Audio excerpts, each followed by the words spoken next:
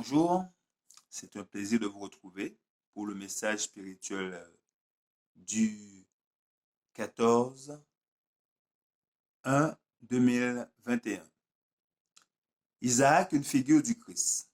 C'est par la foi qu'Abraham offrit Isaac lorsqu'il fut mis à l'épreuve et qu'il offrit son fils unique, lui qui avait reçu les promesses et à qui il avait été dit, en Isaac sera nommé pour toi une postérité.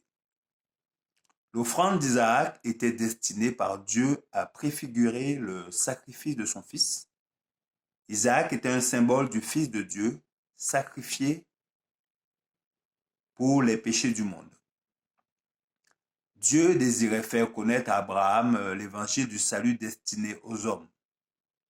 Il lui fut donné de comprendre dans sa propre expérience combien grand était le renoncement de Dieu en donnant son fils pour sauver l'homme de la ruine. Pour Abraham, aucune torture mentale ne pouvait être égale à celle qu'il endurait pour obéir à l'ordre de sacrifier son fils.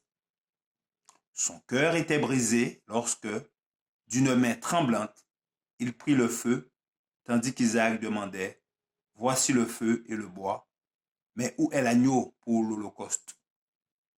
Mais Abraham ne pouvait pas encore le lui dire.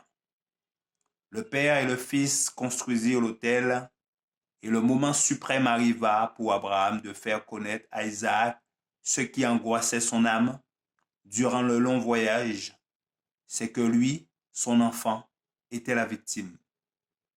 Le fils accepta le sacrifice parce qu'il crut à la sincérité de son père.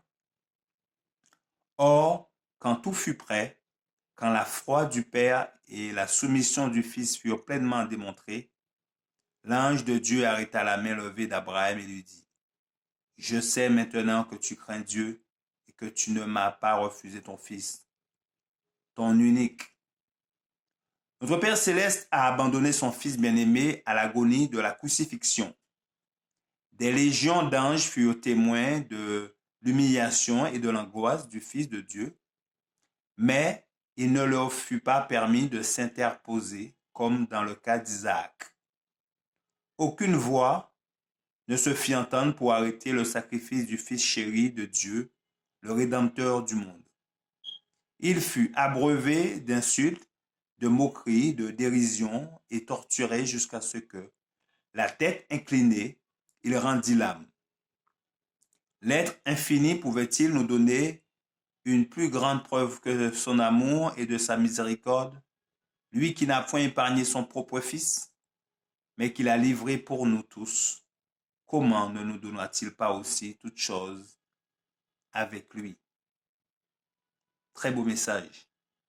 Je vous remercie de votre attention. C'était le message spirituel du jour du 14/1/2021.